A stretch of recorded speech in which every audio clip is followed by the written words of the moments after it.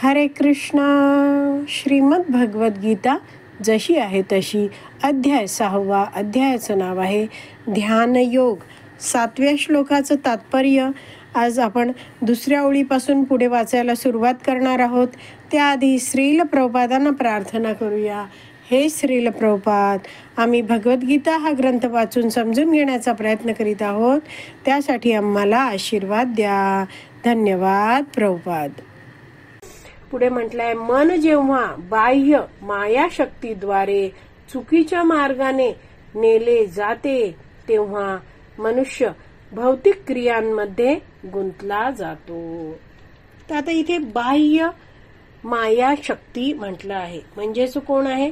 या भौतिक जगतात भगवंतांची जी भौतिक प्रकृती आहे, शक्ती आहे, जिला मायादेवी पण म्हटलं जातं, ती कार्य करत असते. आणि जीव आहे तो या भौतिक जगतात स्वामी बनायला आलेला आहे. इंद्रिय उपभोग त्याला घ्यायचा आहे. पण जीव मूळतः कोण आहे? कृष्णदास आहे. जीवेर स्वरूप कृष्णेर नित्य दास आहे. तर मग जर हा दास आहे, जीव सेवक आहे आणि त्या सेवकाला स्वामी बनायचं आहे, तर मग त्याने मी दास आहे हे विसरणं आवश्यक आहे. आणि म्हणून मायादेवी काय करते? हा जो जीव आहे त्याच्यावर आवरण घालते, झाकून टाकते त्याला. आणि त्यामुळे काय, जीव जो आहे तो स्वतः कृष्णदास आहे हे विसरतो आणि स्वतःला जे भौतिक शरीर या भौतिक जगतात प्राप्त झालं आहे ते शरीर म्हणजेच मी आहे असं तो मानायला लागतो. त्यामुळे तो भ्रमित होतो आणि मग या मायेच्या आवरणामुळे तो स्वतः जो जीवात्मा आहे तो जीवात्म्याची कार्य करायला विसरून जातो आणि जे मिळालेलं शरीर आहे त्या शरीराच्या कार्यामध्ये, भौतिक क्रियांमध्ये तो गुंतला जातो. आणि मग असं शरीर मिळालं आहे, मग जीव काय करतो? वेगवेगळे देह धारण करतो आणि प्रत्येक जीवनामध्ये केवळ आहार, निद्रा, भय आणि मैथून यातच तो अडकून पडतो. खातो आहार, निद्रा, झोपतो, विश्रांती घेतो, भय स्वतःचं संरक्षण करतो आणि मैथून स्वतःला इंद्रिय सुख प्राप्त कसा होईल यासाठी प्रयत्नशील असतो. तर इथे म्हटलं आहे की ही जी बाह्य माया शक्तीद्वारे मन जेव्हा चुकीच्या मार्गाने नेले जाते तेव्हा मनुष्य भौतिक क्रियांमध्ये गुंतला जातो. मनुष्य आहे तो काय आहे? भ्रमित झालेला आहे. जसं एक टी शर्ट होता, हल्ली टी शर्ट वर बरंच काही काही लिहिलेलं असतं. तर एका टी शर्ट वर असं लिहिलेलं होतं, don't follow me, I am also confused.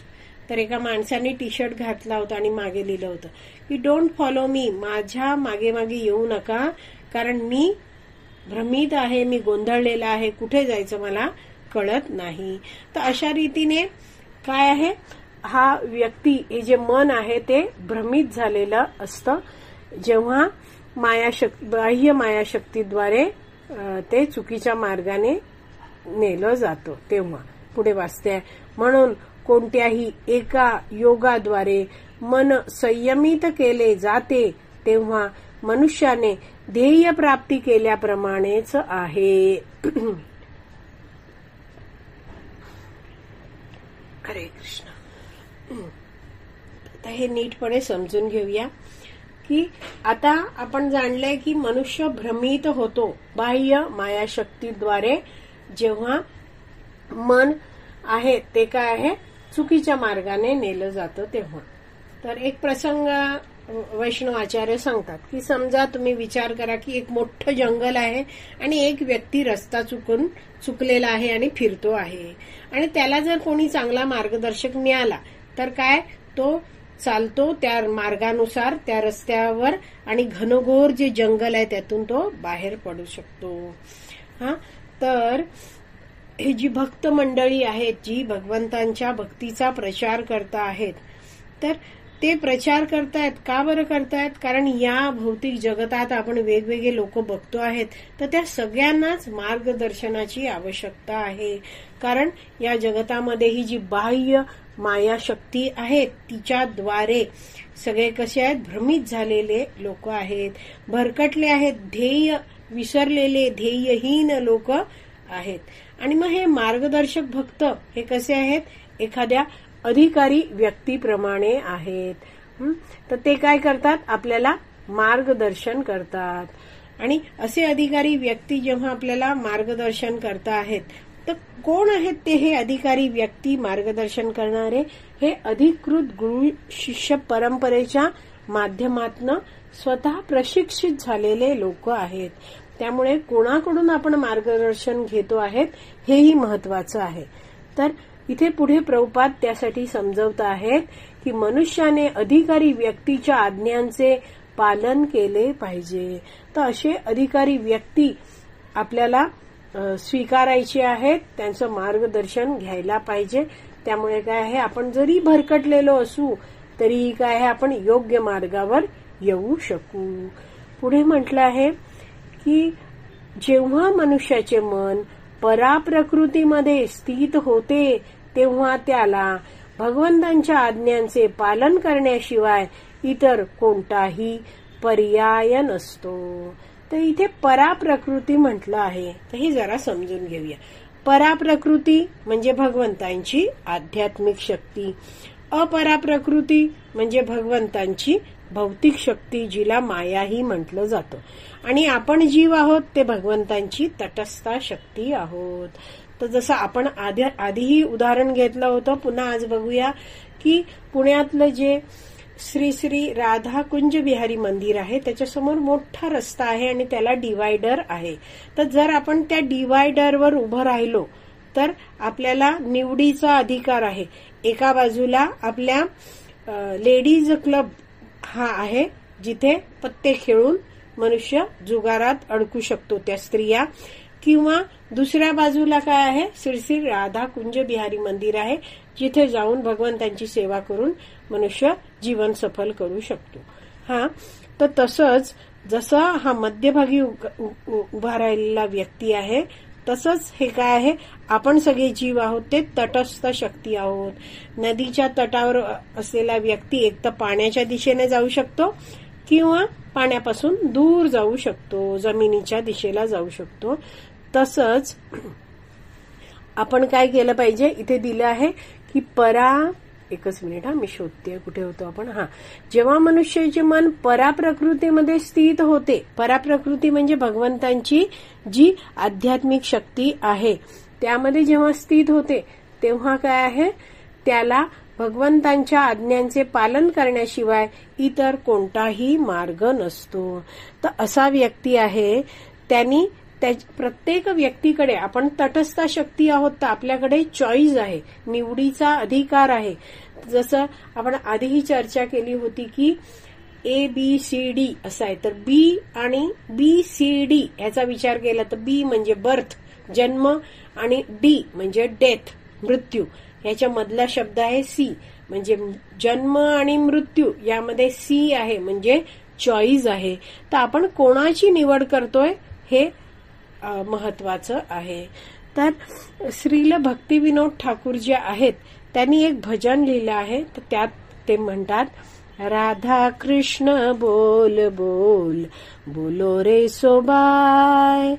तर त्यात म्हणतात ते, जीव कृष्ण दास ए विश्वास कोरले तो आर दुःख नाय. म्हणजे जर मनुष्याने जाणून घेतलं की मी जीवात्मा आहे, मी भगवान श्रीकृष्णांचा नित्य शाश्वत दास आहे, आणि यावर जर जीवाने विश्वास ठेवला आणि तो भक्ती करायला लागला आहे, तर मग त्याला या भौतिक जगतात दुःख भोगायला पुन्हा यावं लागणार नाही. काय म्हटलं आहे, जीव कृष्णदास ये विश्वास, त्यांनी जर हा विश्वास ठेवला, कोरले तो आर दुःख नाही, तर पुन्हा त्याला या भौतिक जगतात दुःख भोगायला यायला लागणार नाही. म्हणजेच या व्यक्तीने काय केलं आहे, जेव्हा मनुष्य भगवंतांची जी पराशक्ती आहे त्याचा आश्रय घेतो आहे, त्यात तो जेव्हा स्थित होतो आहे, तेव्हा काय होतं, तो भगवंतांना स्वामी म्हणून स्वीकारतो. मग तो भगवंतांच्या आज्ञांचं पालन करतो आणि जी आपली जीव म्हणून जी स्वरूप स्थिती आहे त्यामध्ये तो जगायला लागतो. तर असा आत्मास्तरावर जगायला लागलेला व्यक्ती आहे, तो काय करतो, मग भगवंतांच्या भक्तिमय सेवेत मग्न होतो. तर मग काय होतं, त्याचं भगवंतांची सेवा केल्यामुळे, भक्ती केल्यामुळे हृदय हळूहळू शुद्ध होत जातं. आणि तू जाणतोय काय की मी भगवंतांचं आणि भगवंत श्रीकृष्ण आहेत ते माझे आहेत. मग असा भक्त आहे तो सगळ्यांशी प्रेमाने आणि आदराने वागायला लागतो आणि प्रत्येक व्यक्तीला भगवंतांच्या संबंधात बघतो. प्रत्येक वस्तू तो भगवंतांच्या संबंधात बघतो. म्हणजे तो जाणतो की ही प्रत्येक व्यक्ती आहे ती काय भगवंतांचा अंश आहे. आणि मला हे मनुष्य जन्म मिळाला आहे तर मी मोठ्या जबाबदारीचं हे जीवन आहे. तर हे जीवन मी अतिशय काळजीपूर्वक जगेन आणि माझी कर्तव्य तर पालन करेनच, पण मी भगवंतांच्या आज्ञांनुसार जीवन जगेन. तर अशा रीतीने व्यक्ती वागतो आहे तेव्हा काय आहे, वैष्णवाचार्य समजवतात की असा व्यक्ती परमात्मा समाहित आहे, म्हणजे त्याला परमात्मा प्राप्तच झालेला आहे. तर प्रभुपाद मनाला मनुष्याने कशा रीतीने वश करावं हे समजवताना आता पुढे सांगता आहेत की मनाला कोणता तरी श्रेष्ठ आदेश मानावा लागतो आणि त्याचे अनुसरण करावेच लागते. तर मन आहे, आपण जाणलं की आपण सगळे जीवात्मा आहोत, भगवंतांचे दास आहोत, सेवक भाव आहे, त्यामुळे आपण कोणाला तरी स्वामी म्हणून स्वीकारतोच. तर पूर्ण वाचते आणि मग समजवते. तर मन संयमित करण्याचा परिणाम म्हणजे मनुष्य आपोआपच परमात्म्याच्या आदेशांचे पालन करू लागतो. तर मनुष्य जेव्हा अधिकृत गुरु शिष्य परंपरेत भक्तांच्या संघामध्ये नियमितपणे वैदिक शास्त्राचं श्रवण करायला लागतो आणि भगवंतांची सेवा करायला लागतो, तर काय आहे त्याला हे जे वैदिक शास्त्राच्या श्रवणामधून भगवंतांच्या परमात्म्याच्या काय आज्ञा आहेत ते सगळं समजायला लागतं. आणि असा भक्त आहे तो भक्तांच्या मार्गदर्शनानुसार आपलं जे मन आहे, आपली इंद्रिय आहेत ती भगवंतांच्या सेवेत लावतो. आणि असं केल्यामुळे त्याचं मन हळूहळू संयमित व्हायला लागतो आणि मग तो परमात्म्याच्या आज्ञांचं पालन करू लागतो. तर श्रील प्रभुपादांचे एक शिष्य आहेत परमपूज्य वृंदावन चंद्र महाराज. ते प्रवचनामध्ये सांगतात की आज खूप थंडी आहे किंवा आज खूपच उकडतं आहे. तर अशा चर्चा करून वातावरणात बदल होणार आहे का? नाही होणार आहे. म्हणून आपली ही जी बोलण्याची शक्ती आहे ती आपल्याला भगवंतांच्या सेवेत लावायची आहे. आणि आता इथे प्रभुपाद पुढे समजवतायत की या दिव्य स्थितीची प्राप्ती कृष्ण भावना भावित मनुष्याला तात्काळ प्राप्त होत असल्यामुळे भगवत भक्तावर सुख आणि दुःख, शीत आणि उष्ण इत्यादी भौतिक अस्तित्वाच्या द्वंद्वाचा मुळीच परिणाम होत नाही. ही अवस्था म्हणजे प्रत्यक्ष समाधी किंवा परमात्म्याच्या ठिकाणी तल्लीनता होय. तर काय म्हटलं आहे की असा व्यक्ती काय करतो आहे, दिव्य स्थितीची प्राप्ती करतो आहे. कशा प्रकारे तो दिव्य स्थितीत आलेला आहे, भगवंतांच्या परमात्म्याच्या आदेशांचं पालन करून. आणि तो काय होतो आहे, असा भगवत भक्तावर ही जी द्वंद्व आहेत त्यांचा परिणाम होत नाही. तर असा व्यक्ती आहे तो आपली प्रत्येक कार्य करताना ध्येय काय, मला भगवंतांना संतुष्ट करण्यासाठी ही सगळी कार्य करायची आहेत, मी आत्मा आहे.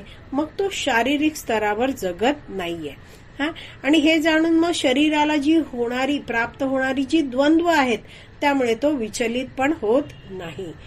ते शेवटी म्हटले की ही अवस्था म्हणजे प्रत्यक्ष समाधी किंवा परमात्म्याच्या ठिकाणी तल्लीनता आहे. म्हणजे परमात्म्यात तल्लीनता असणं म्हणजेच काही खरी समाधी आहे.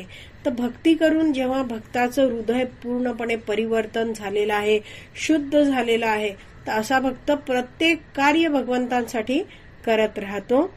म्हणजेच वैष्णवाचार्य समजवतायत की ही अवस्था आहे ही परमात्म्याच्या ठिकाणी तल्लीनता आहे. तर असा व्यक्ती आहे तो भक्ती करतो आहे, डू द नीडफुल, ज्या गरजेच्या वस्तू आहेत त्याही करतो आहे. म्हणजे थंडी आहे तर तो स्वेटर घालतो आणि भगवंतांच्या सेवेत लावतो. तर असा व्यक्ती ज्याने मन जिंकलं आहे त्याला परमात्मा प्राप्तच झालेला असतो. आणि त्याने शांती प्राप्त केलेली असते आणि अशा मनुष्यासाठी सुख दुःख शीत उष्ण मान अपमान सर्व काही सारखेच असते. तर त्याचं ध्येय लक्ष मन कुठे केंद्रित झालं आहे? परमात्म्यामध्येच केंद्रित झालेलं आहे. तर आपला हा 7वा श्लोक आहे तो वाचून पूर्ण झाला आहे. आज इथेच विराम देऊया. श्रीमद भगवत गीता की जय. श्रील प्रभुपाद की जय. हरी बोल.